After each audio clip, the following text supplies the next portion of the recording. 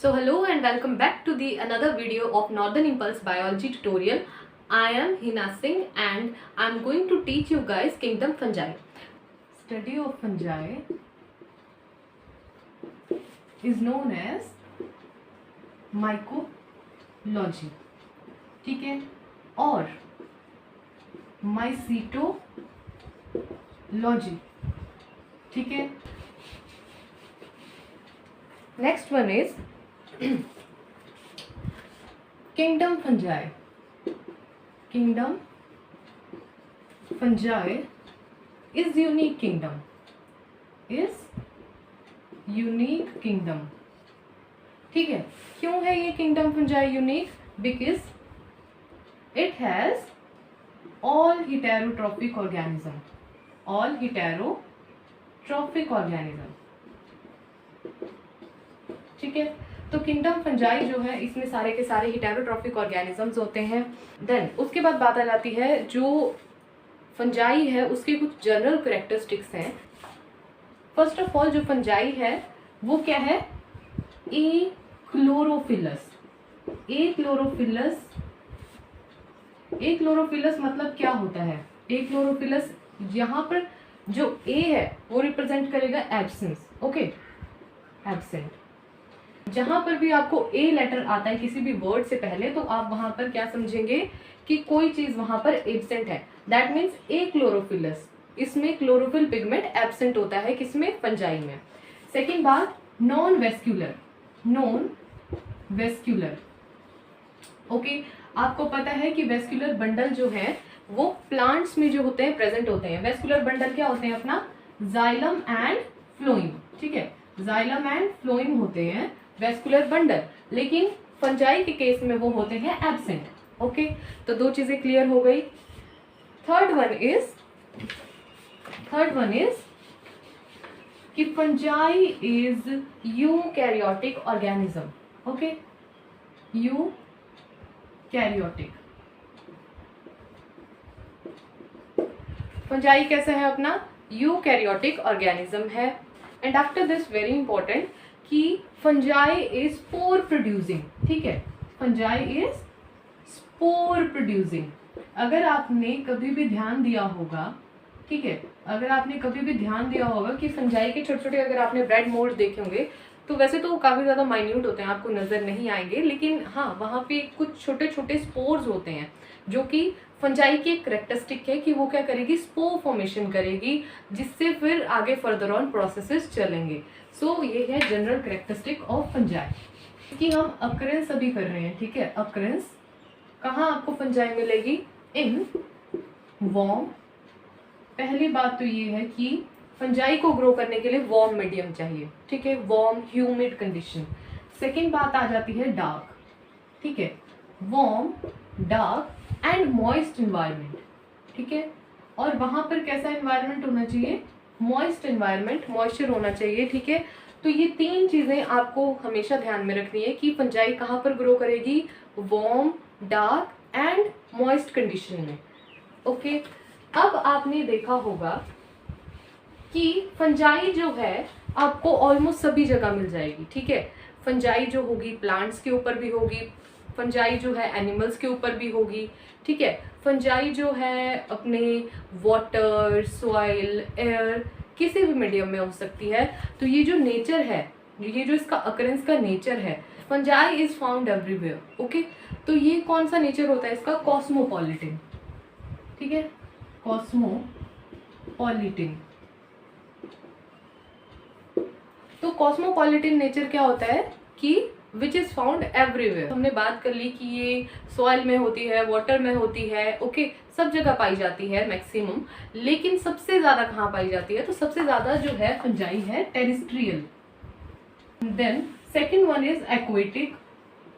ठीक है, एक्वेटिक भी मिल सकती है, एज अ पैरासाइट भी मिल सकती है, पैरासिटिक भी होती है. ठीक है, और एज अ सिम्बायंट भी होती है.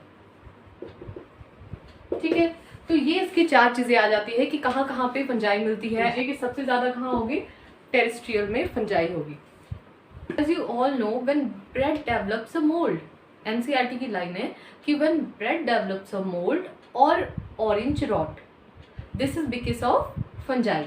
ओके, तो होगा क्या कि जब आपका जो ब्रेड है, आपने घर पे नॉर्मली देखा होगा कि जो ब्रेड होता है उसके ऊपर क्या हो जाता है, मॉइस्चर आ जाता है।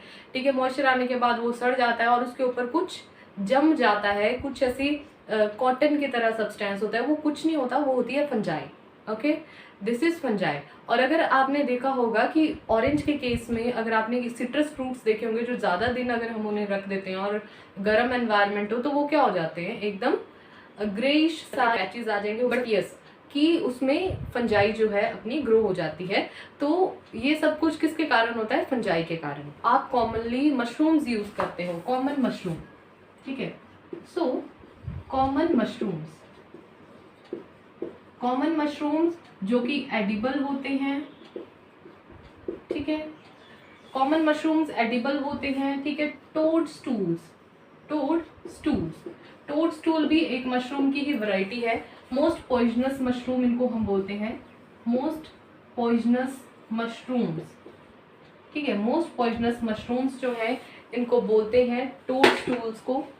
ओके, तो ये भी क्या है, वैरायटी ऑफ फंजाई ही है जो आप कॉमनली मशरूम्स यूज वगैरह करते हो घर पे, ठीक है, खाते हो।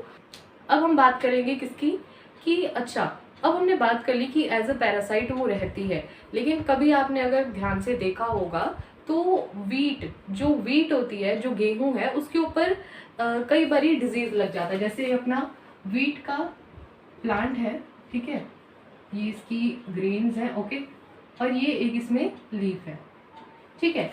तो यहाँ पर क्या होगा, यहाँ पर छोटे छोटे पैचेस लग जाएंगे, ठीक है, रस्ट के तरह। ओके, जैसे जंग लग जाती है ना, जंग, लोहे को जंग लग जाती है, वैसे ही यहाँ पर क्या होगा, रस्ट लग जाएगी, ठीक है।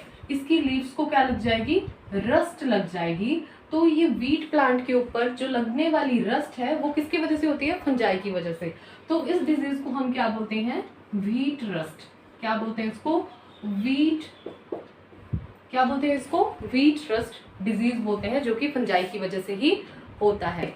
नेक्स्ट वन आ जाता है अपना मस्टर्ड लीफ, ठीक है। अगर आपने मस्टर्ड लीफ के ऊपर भी देखे होंगे तो वाइट कलर के स्पॉट्स पड़ जाते हैं, ठीक है, वाइट कलर के स्पॉट्स पड़ जाते हैं किसी पर्टिकुलर एरिया में। तो वो किस चीज की वजह से होते हैं, वो भी फंगस की वजह से ही होते हैं। ओके, तो अब हम बात कर लेते हैं कि ऐसी कौन सी फंगस है जो एनिमल और प्लांट्स के ऊपर सबसे ज्यादा अटैक करती है। इसका एग्जाम्पल है Puccinia. Okay, Puccinia. For making antibiotics,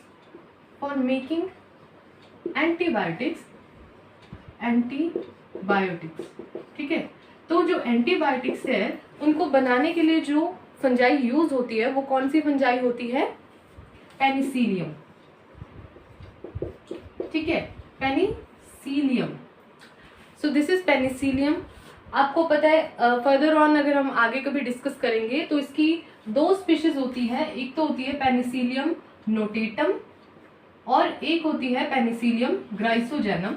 इसके बारे में मैं एक अलग से वीडियो बनाऊंगी और आपको उसमें क्लियर करवाऊंगी कि what is penicillium notatum and what is penicillium griseogenum. So very important, क्या आप जानते हैं कि ईस्ट जो है वो ईस्ट किस कैटेगरी में आता है, लाइक वो किंगडम मोनेरा में आता है, प्रोटिस्टा में आता है, फंजाई या प्लांटे। तो इनमें से जो ईस्ट है, तो ईस्ट जो है हम कॉमनली सभी यूज करते हैं for making of what, bread and beer, ठीक है, ब्रेड एंड बियर जो है ईस्ट से जो है बनाई जाती है, बिकॉज इसके पास क्या होती है, फर्मेंटेशन की प्रॉपर्टी होती है, ठीक है। ये क्या करेगा, फर्मेंट करेगा और फिर ये चीजें बना देगा। लेकिन जो ईस्ट होता है वो क्या होता है, अल्टीमेटली फंजाई, ठीक है।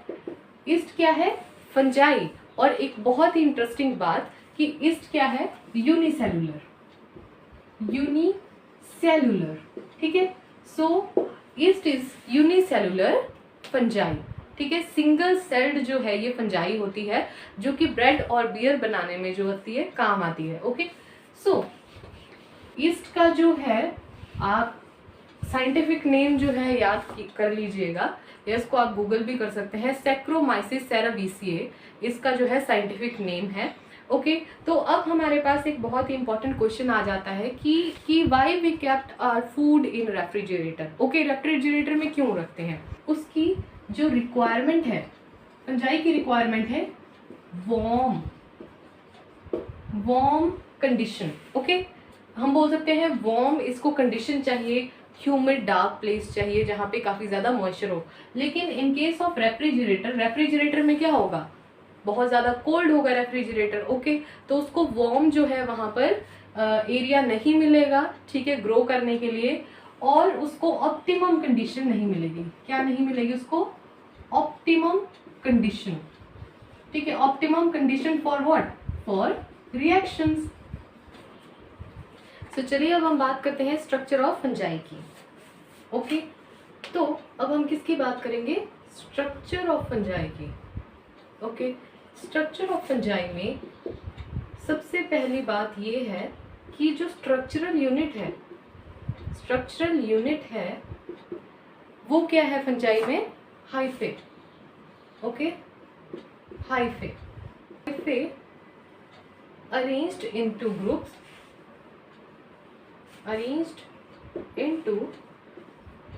group to form mycelium। Okay, तो जब बहुत सारे हाइफे एक ग्रुप बना देंगे तो उस ग्रुप को हम क्या बोलेंगे? माइसीलियम बोलेंगे। और ये जो माइसीलियम है वो क्या होगा? Ultimately body of fungi. क्या होगी वो? Body of fungi, right? तो ये क्या हो जाएगी? Body of fungi. तो अब हम बात करते हैं हाइफे की। ओके, हाइफे किस तरह का दिखाई देता है, उसका स्ट्रक्चर कैसा होता है, अब हम डिस्कस करते हैं हाइफा। ओके, सो इस तरह से बिल्कुल ट्यूबुलर शेप होगी इसकी, काफ़ी अच्छा होगा, ट्यूबुलर होगा, ठीक है, सिलेंडर होगा। अब ये जो इसकी आउटलाइन है ये क्या होगी? इसकी सेल वॉल, क्योंकि अल्टीमेटली ये क्या है? आपका पूरा सेल है, तो ये क्या होगी? इसकी सेल वॉल। और इसके अंदर होंगे इस तरह से प्रेजेंट बहुत सारे न्यूक्लियस। ओके, ये क्या होंगे? बहुत सारे न्यूक्लियस प्रेजेंट होंगे। और यहाँ पर अंदर क्या होगा? फ्लूइड होगा प्रेजेंट। यहाँ पर अंदर क्या प्रेजेंट होगा? फ्लूइड होगा, जिसको हम क्या बोलेंगे? साइटोप्लाज्म।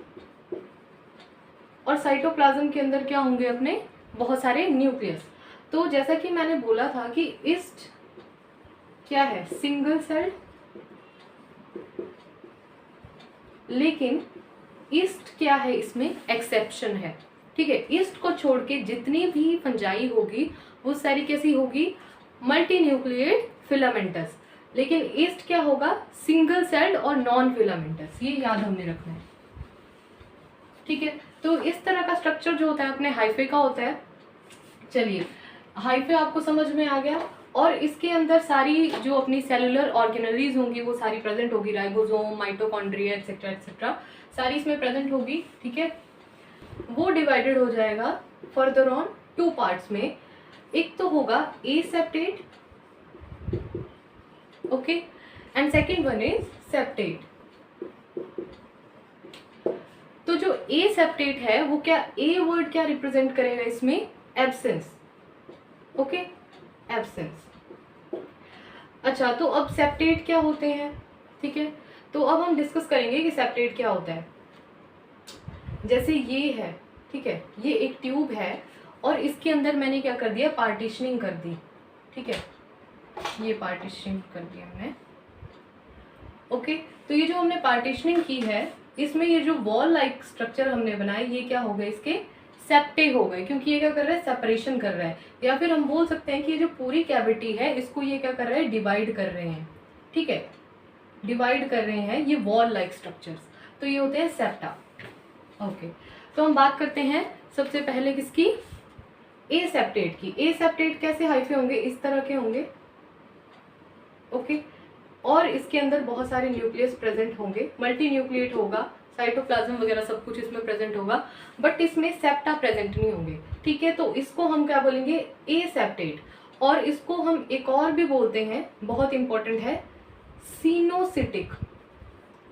सीनोसिटिक हाइफे, ओके, ये बात आपको याद रखनी है कि ये क्या होगा अपना सिनोसिटिक हाइफे। सो यस, अब हम बात करते हैं सेप्टेट हाइफे की। ठीक है, सेप्टेट हाइफे कैसे होंगे, इसी तरह के होंगे, ठीक है, लेकिन उसमें क्या होगा, इस तरह से बहुत सारे कंपार्टमेंट्स बन जाएंगे। ठीक है, सेप्टास जो है वो डिवाइड कर देंगे और यहाँ पर इस तरह से न्यूक्लियस भी प्रेजेंट होंगे। ओके, तो ये होता है सेप्टेट हाइफे, क्योंकि इसमें क्या हो रहा है, इसमें क्या हो रहा है, अपना जो कैविटी है वो सारी की सारी सेप्टा की हेल्प से जो है वो डिवाइड कर रही है। अच्छा, अब इसमें जो एडवांटेज है सेप्टेट हाइफे की, वो क्या एडवांटेज होगी कि अगर बाय चांस बाय एनी डीके यहाँ पे कोई इंजरी हो जाती है, इस पार्ट में कोई इंजरी हो जाती है, ठीक है, तो यहाँ से जो फ्लूइड का लॉस होगा वो क्या होगा, जो फ्लूइड लॉस यहाँ से होगा, यानी कि जो साइटोप्लाज्म या कुछ भी इसके अंदर सब्सटेंस है वो क्या होगा, यहाँ से कम होगा, डिक्रीज्ड। ठीक है, जबकि अगर यहाँ पर कोई इंजरी हो जाती है तो यहाँ से फ्लूइड लॉस क्या हो जाएगा, ज्यादा इंक्रीज्ड हो जाएगा। ठीक है, और यहाँ पर फ्लूइड लॉस इज डिक्रीज्ड। तो इस सिचुएशन में बेस्ट कौन सा हुआ अपना सेप्टेट, क्योंकि यहाँ पे जो फ्लूइड लॉस होगा बाय एनी इंजरी वो क्या होगा, कम होगा, और यहाँ पर क्या होगा, ज़्यादा होगा। और यहाँ पर सेल डाई कर जाएगा, यहाँ पर सेल डाई नहीं करेगा, क्योंकि वो क्या करेगा, रिकवर कर जाएगा, और यहाँ से ये वाला पार्ट शेड ऑफ हो सकता है, बाकी ये पार्ट बिल्कुल सेफ रहेगा हमारा। तो ये होता है हाइफे, ए सेप्टेट और सेप्टेट। फंजाई में जो न्यूट्रिशन होता है जनरली वो कैसा होता है, सेप्रोफिटिक,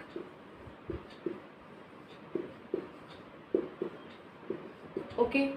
देन सेप्रोफिटिक मीन्स वो क्या करेगी, डेड और डिकेइंग मैटर के ऊपर फीड करेगी, वहां से न्यूट्रिशन लेगी। सेकंड वन आ जाता है अपना पैरासिटिक। ओके, सेकंड वन आ जाता है अपना पैरासिटिक। पैरासिटिक क्या होगा कि ये क्या करेगी, अपना फूड लिविंग ऑर्गेनिज्म से लेगी। ठीक है, ये अपना फूड क्या करेगी, लिविंग ऑर्गेनिज्म से लेगी, एनिमल्स और प्लांट्स से। को याद रखने वाली क्या बात है कि जो पैरासिटिक फॉर्म्स होती हैं उसमें क्या प्रेजेंट होते हैं, हॉस्टोरिया। ओके, तो पैरासिटिक फॉर्म में क्या प्रेजेंट होते हैं, हॉस्टोरिया प्रेजेंट होते हैं, जो कि एब्जॉर्प्शन ऑफ फूड या एब्जॉर्प्शन ऑफ न्यूट्रिशन करते हैं फ्रॉम लिविंग ऑर्गेनिज्म से। Okay, now third one is symbiont. ठीक है, जो सिम्बायंट होती है वो एसोसिएशन में रहती है, यानी कि वो क्या करेगी, एसोसिएशन में किसी के साथ रहेगी। ठीक है, और फिर वो अपना न्यूट्रिशन वहां से एब्जॉर्ब करेगी। फॉर एग्जाम्पल फंजाई जब एल्गी के साथ प्रेजेंट होती है तो उसको हम क्या बोलते हैं, लाइकेंस।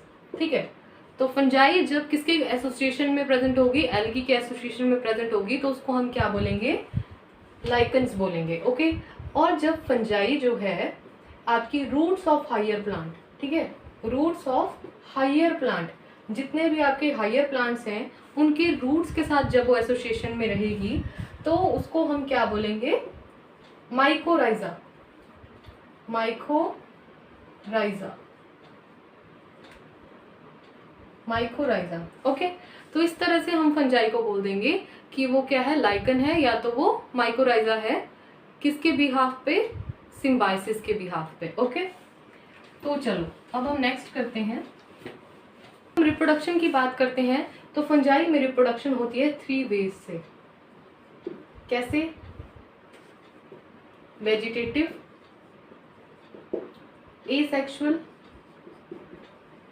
And sexual. ओके, तो जो वेजिटेटिव होगी वो कैसे होगी, by fragmentation, by fragmentation, bye fusion और बाय बडिंग। सो इस तरह से होगी वेजिटेटिव रिप्रोडक्शन। अगर हम बात कर लेते हैं एसेक्सुअल रिप्रोडक्शन की, तो एसेक्सुअल रिप्रोडक्शन कैसे होगी, स्पोर्स की हेल्प से। ठीक है, कौन कौन से स्पोर्स इसमें होंगे, conidia, very important. Second one is zoospore, also very important. Third one is sporangiospoor, sporangiospoor। ठीक है, तो ये 3 स्पोर्स इसमें प्रेजेंट होंगे, और ये कैसे स्पोर्स होंगे, asexual spores. Okay, third one is sexual, ठीक है। तो सेक्सुअल में जो स्पोर्स प्रेजेंट होंगे वो कौन कौन से स्पोर्स होंगे? oospores, oospores। Second one is acidiospores, acidiospores, and third one is basidiospores। Okay, तो ये तीन टाइप के जो है वेज हैं रिप्रोडक्शन के, ठीक है। तो अब रिप्रोडक्शन हो गया, अब हम बात करेंगे सेक्सुअल साइकिल। अगर हम सेक्सुअल साइकिल की बात करते हैं तो सेक्सुअल साइकिल में क्या कौन से स्पोर्स पार्टिसिपेट करेंगे? कौन से स्पोर करेंगे? oospore, acidiospore, okay, and basidiospore। ये तीन टाइप के स्पोर जो है सेक्सुअल साइकिल में पार्टिसिपेट करेंगे, ओके। अब इसमें क्या होगा? जो सेक्सुअल साइकिल है वो तीन पार्ट्स में, तीन स्टेप्स में जो है वो डिवाइडेड होगी, ठीक है। कौन कौन से होंगे वो तीन steps? First one is plasmogamy, okay. Second one is karyogamy, and third one is meiosis. तो ये तीन स्टेप होंगे सेक्सुअल साइकिल में इसके, ओके। तो अब हम बात कर लेते हैं फर्स्ट स्टेप की। फर्स्ट स्टेप क्या है अपना? प्लाज्मोगैमी। तो दो हैप्लॉइड हाइफे होंगे, ओके। हैप्लॉइड क्या मतलब होता है? हैप्लॉइड होता है अपना एन, डिप्लॉइड इज 2n, ठीक है। तो ये मैं आपको बता देती हूँ ताकि आप कंफ्यूज ना हो। Haploid is n and diploid is 2n। तो टू हैप्लॉइड हाइफे जो होंगे, जो कंपैटिबल होंगे मेटिंग के लिए, वो क्या करेंगे? पास आएंगे इस तरह से, ठीक है। और यहाँ पे क्या होगा? प्लाज्मोगैमी होगी, ठीक है। यहाँ पे क्या होगी? प्लाज्मोगैमी होगी। अब मैं बताती हूँ आपको कि प्लाज्मोगैमी क्या होती है, ठीक है। तो यहाँ पर जो है प्रोटोप्लाज्म का फ्यूजन हो जाएगा। अब आप सोच रहे होंगे कि प्रोटोप्लाज्म क्या होता है, ठीक है। आपने साइटोप्लाज्म तो सुना होगा, प्रोटोप्लाज्म क्या होता है? तो protoplasm is nothing but cytoplasm plus nucleus, ठीक है। तो अगर हम किसी सेल के न्यूक्लियस को भी काउंट करते हैं, ठीक है, साइटोप्लाज्म के साथ किसी के न्यूक्लियस को भी काउंट करते हैं, तो हम क्या बोलते हैं? प्रोटोप्लाज्म। तो इसमें क्या होगा? प्रोटोप्लाज्म का फ्यूजन होगा, ठीक है। टू सेल्स के प्रोटोप्लाज्म का क्या होगा? फ्यूजन होगा। तो इसलिए हम इसको क्या बोलेंगे? प्लाज्मोगैमी वाला स्टेप बोलेंगे। First step is plasmogamy. तो सेकेंड स्टेप इज कैरियोगैमी।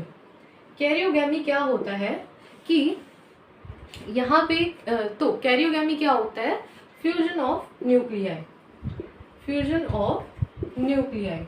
अब जैसा कि आपको पता है कि अगर दो हैप्लॉइड हाइफे होंगे, ठीक है, तो जब उनका फ्यूजन हो जाएगा, यानी कि ये भी n है और ये भी n है, ठीक है, तो वो क्या कर देंगे? वो बना देंगे 2n, ठीक है। यानी कि वो क्या कर देंगे? जाइगोट की फॉर्मेशन कर देंगे after the fusion of nuclei. तो ये क्या होता है? Fusion of nuclei, okay. Nuclei का फ्यूजन होगा, लेकिन हमारे पास यहाँ पर है एक एक्सेप्शन। एक्सेप्शन क्या बोलती है? एक्सेप्शन क्या बोलती है कि इन फाइकोमाइसिटिस देयर इज डाइकैरियोकाइनेसिस, ठीक है। तो यहाँ पे क्या होगा? डाइकैरियोकाइनेसिस या फिर डाइकैरियोटिक स्टेज आएगी यहाँ पर, ठीक है। अब ये डाइकैरियोटिक स्टेज क्या होती है? तो चलिए अब हम बात करते हैं डाइकैरियोकाइनेसिस की, ठीक है। डाइकैरियोकाइनेसिस की, अच्छा, तो ये जो डाइकैरियोकाइनेसिस है ये क्या है? अपनी एक इंटरमीडिएट स्टेज है, ठीक है। इंटरमीडिएट स्टेज है ये, ठीक है। जो किसके बाद आती है? अपनी प्लाज्मोगैमी के बाद आती है, ठीक है। प्लाज्मोगैमी के बाद आती है, इंटरमीडिएट स्टेज है। इसमें क्या होगा कि इसमें जो सेल है उसके अंदर जो न्यूक्लियस हैं वो इस तरह से पड़े होंगे, ठीक है, यानी कि उनका फ्यूजन नहीं होगा। हालांकि क्या होता है, जो कैरियोकाइनेसिस होती है उसमें उसमें क्या हो जाता है, हैप्लॉइड से डिप्लॉइड बन जाता है ना। लेकिन यहाँ पे डिप्लॉइड नहीं बन रहा है, यहाँ पे क्या हो रहा है, जो न्यूक्लियाई है वो एज इट इज वैसे ही पड़े हुए हैं।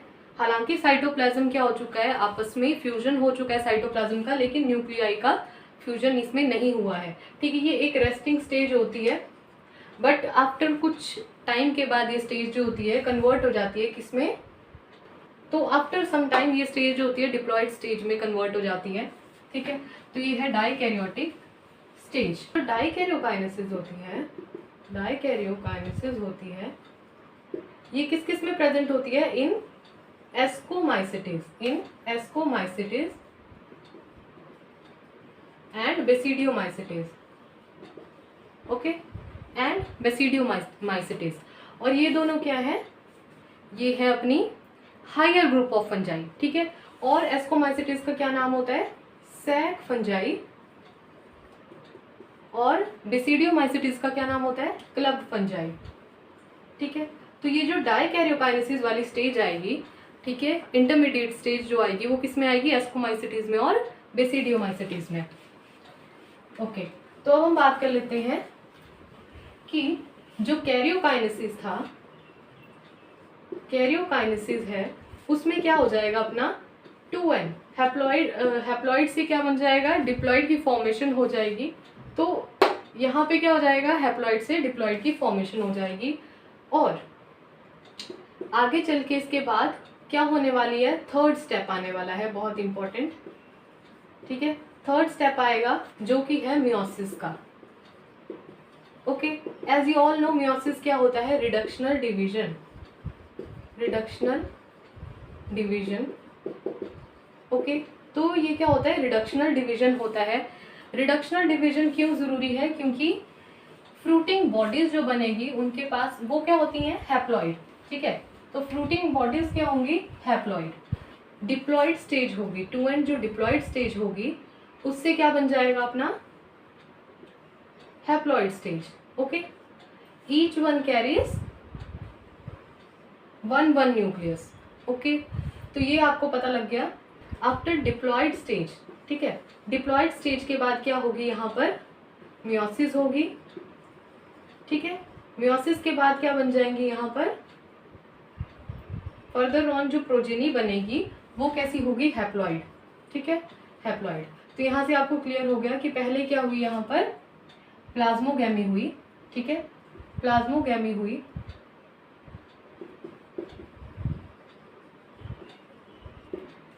यहाँ पे हैप्लॉइड 2 सेल्स थे, आपस में उन्होंने क्या किया, प्लाज्मोगैमी करी, एंड देन उसके बाद क्या हुई, यहाँ पर कैरियोकाइनेसिस हुई,